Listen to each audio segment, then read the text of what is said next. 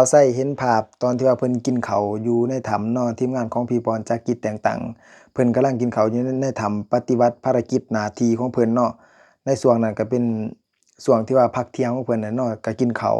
แล้วก็บ่าวไส้คือเห็นเพลงของตายอรไทยสุดๆเลยตอนที่ว่ากินข้าวแล้วยังกำลังเฮ็ดหยังน้ออายคิดฮอดหลายๆคือเห็นเพลงนี้เด้อเนาะหรือว่า คนที่ว่าอยู่ทางบ้านเพิ่นก็คือสิคิดฮอดว่าโอ้ตอนนี้อ้ายเขาเฮ็ดหยังอยู่เนาะหรือว่าทีมกู้ภัยเบิดทุกๆคนหั่นน่ะคนที่ว่ากำลังห่วงใยเพิ่นหั่นน่ะแต่ว่าตอนนี้เพิ่นกำลังกินข้าวโดยที่ว่าเฮาทั้งหลายยังบ่ฮู้ว่าเพิ่นเฮ็ดหยังหั่นน่ะตอนที่ว่าเพิ่นอัปเดตภาพมาเฮาจังฮู้ว่าตอนนี้เพิ่นกินข้าวอยู่ในถ้ำแล้วก็ตอนที่ว่าเพิ่นอยู่ในถ้ำน่ะมีความอบอุ่นเนาะกินข้าวในถ้ำเห็นเพิ่นแล้วก็คิดถึงเพลงแบบนี้เนาะคนที่ว่าเป็นห่วงเป็นใยหรือว่าเป็นแฟนหรือว่าเป็นพ่อแม่หรือว่าเป็นคนรักน่ะคือสิ คือแบบนี้นะตอนนี้อ้ายเฮ็ดหยังอยู่น้อกินข้าวแล้วบ่นะตอนนี้อ้ายกำลังกินข้าวแล้วยังน้องถามหั้นนะกำลังเฮ็ดหยังน้อนี่คือเห็นเพลงนี้เลยนะบ่าวไสให้กำลังใจเพิ่นเนาะตอนที่ว่าเพิ่นอยู่ในถ้ำประมาณ6ชั่วโมงเพิ่นว่าการที่ว่าลงมาในถ้ำ6ชั่วโมงรู้สึกว่าหนาวแรงเนาะหนาวแรงแล้วก็ถือว่าค่อนข้างอยู่ยากลำบากเพราะว่าการที่ว่าเพิ่นอยู่ในถ้ำนี่ก็หลายมื้อหลายวันแล้วเพิ่นเข้าไปซอย70ว่า7ชีวิตที่ว่าติดอยู่ในถ้ำ ตอนนี้พ้อหาคนแล้วยังอยู่2คนที่ยังบ่ทันรู้ชะตากรรมชีวิตแต่ว่า2คนน่ะก็บ่าวไสคิดว่าสิคือกันกับเฮานั่นแหละถ้าว่าเฮาติดอยู่เฮาก็บ่ฮู้ว่าโอ้ตอนนี้ชะตากรรมชีวิตของเฮาสิอยู่หรือว่าสิรอดถ้าว่าเขาฮู้ว่ามีคนมาช่วยทีมกู้ภัยฝั่งไทยมาช่วยนี่แบบว่าคือกันกับได้ขึ้นสวรรค์นั่นนะบ่าวไสคิดว่าคือสิรู้สึกดีใจแรงๆดีใจสุดๆเพราะว่าฮู้ว่ามีคนมาช่วยแต่ว่าตอนนี้เขาบ่ฮู้หยังเลยเนาะ ก็คือสิมืด8,000,000น่ะว่าโอ้ตอนนี้มีคนมาช่วยเราอยู่บ่เพิ่นก็คือสิบ่ทันรู้สึกดีใจคือกันกับหาคนที่ว่าเพิ่นเห็นแล้วเนาะแต่ว่าตอนนี้เพิ่นก็ยังทำการลำเลียงหาคนออกมาเนาะออกมาเพราะว่าการออกมาก็ค่อนข้างลำบากแหน่เพิ่นก็สิแบ่งเป็นทีมบ่าวไสคิดว่าเนาะเพิ่นก็สิแบ่งเป็นทีมหนึ่งซอยแล้วทีมหนึ่งไปค้นหาอีก2คนเพราะว่าเพิ่นต้องสู้กับเวลาก็คือเวลาแห่งชีวิตเพราะว่าชะตากรรมชีวิตของ2คนตอนนี้รู้สึกว่าคือสิแบบว่าเบิดบังแรงนะบ่ฮู้ว่ามีคนมาช่วยเราบ่คือบ่หั้นน่ะบ่มีกำลังใจบางเทื่อก็อาจโอ้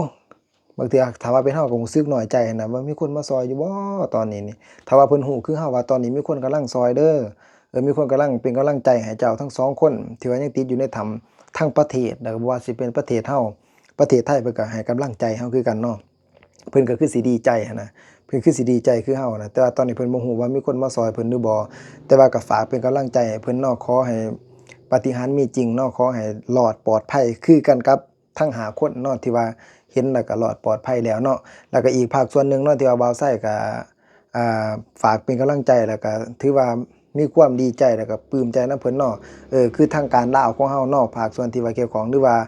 แขวงเจ้าแขวงอยู่ที่ไสสมบูรณ์เนาะเพิ่นก็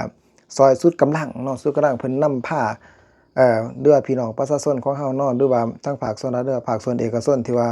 ร่วมด้วยช่วยกันเนาะเพิ่นเฮ็ดหนทางเนาะก็คือสร้างทางให้มันสะดวกสบายขึ้นไปสู่เนินภูที่ว่าบ่อนที่ว่ากู้ภัยเพิ่นปฏิบัติภารกิจเนาะอยู่ที่ปากถ้ำถือว่าหนทางเพิ่นเฮ็ดสำเร็จเสร็จสิ้นแล้วเรียบร้อยเบิดแล้วเนาะก็ถือว่าเป็นกำลังใจให้แก่เพิ่นก็ช่วยหนุนหลังเนาะบ่ว่าสิเป็นความสะดวกสบายเพื่อการที่ว่าเคลื่อนย้ายสิ่งที่ว่าจำเป็นก็คือจักรดูดน้ำขนาดใหญ่หรือว่าออกซิเจนเพื่อให้ทีมงานเนาะ ทีมงานของกู้ภัยทั้งฝั่งไทยแล้วก็ต่างประเทศแล้วก็ทั้งอาสากู้ภัยอยู่ทางฝั่งลาวของเฮาเนาะที่ว่าไปช่วยกันเนาะก็ให้ความสะดวกสบายเนาะให้ความสะดวกสบายถือว่าบ่าวไสคือว่าสิมีข่าวดีในไวๆนี้ฝากแชร์แล้วก็เป็นกำลังใจให้แก่เพิ่นเนาะขอให้คนที่ว่ายังติดอยู่ในถ้ำตอนนี้บ่ฮู้ชะตากรรมชีวิตเนาะอดใจรอท่าจักหน่อยเนาะแน่นอนว่าต้องได้พบพ้อภาคส่วนที่ว่าเพิ่นกำลังค้นหาแน่นอนเนาะทั้ง2คนก็คือคุณมิโกะเนาะกับ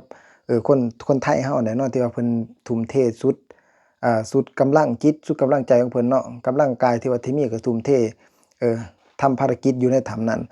ฝากแชร์คลิปนี้ออกไปเด้อพี่น้องเด้อเป็นกำลังใจให้แก่เพิ่นเบิดทุกๆคนเนาะเฮ็ดเวียกในเทื่อนี้เนาะบ่าวไส